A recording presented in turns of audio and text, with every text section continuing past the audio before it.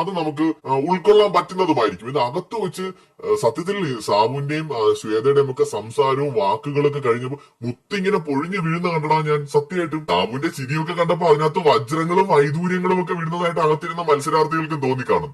ശ്വേതയുടെ പുഞ്ചിരിയിൽ 1000 സൂര്യൻ ഉദിച്ചു നിൽക്കുന്നതായിട്ട് അവര് മനസ്സിൽ കണ്ടു കാണും. പക്ഷെ പുറത്തിറങ്ങിയപ്പോഴാണ് മനസ്സിലായത് തേച്ചൊട്ടിക്കാൻ വേണ്ടി വന്നിട്ട് പോയതാണെന്ന്. എന്തായാലും ഗതികെട്ട മത്സരാർത്ഥികളാണ്, പറയാതിരിക്കാൻ വയ്യ.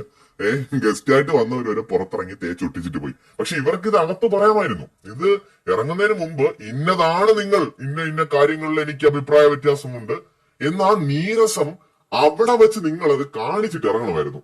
എങ്കിൽ അത് ഹീറോയിസം തന്നെയാണ്. നിങ്ങൾ പുറത്തിറങ്ങിയിട്ട് ആ നിലപാടെടുക്കണം. ഇതിപ്പോ എന്ത് പറ്റിയെന്നറിയോ, നിങ്ങൾ അകത്ത് വെച്ച് വലിയ നന്മ മരങ്ങളായിട്ട് പൂത്തൊലഞ്ഞ് കായ്ച്ചു കൊലച്ചൊക്കെ നിന്നിട്ട് വെളിയിൽ ഇറങ്ങിയിട്ട് നിങ്ങൾ ഒരുമാതിരി നിലപാടില്ലാത്തവരായി പോയെന്നാണ് പല പ്രേക്ഷകരും പറയുന്നത്. അത് പോട്ടെ, മറ്റൊരു വീഡിയോയുമായി വീണ്ടും കാണാം.